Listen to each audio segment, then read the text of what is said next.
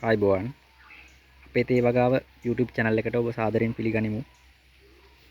අපි අද පුංචි වැඩක් කරා. උදේ ඉඳලා 8:05 තේ පැල සඳහා බකට් පිරවීම.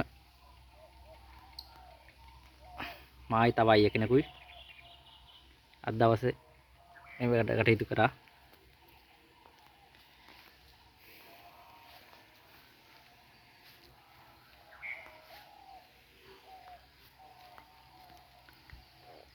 මේක බලාපොරොත්තු වෙන්නේ තේ TRI 2022 ක්ලෝන් එක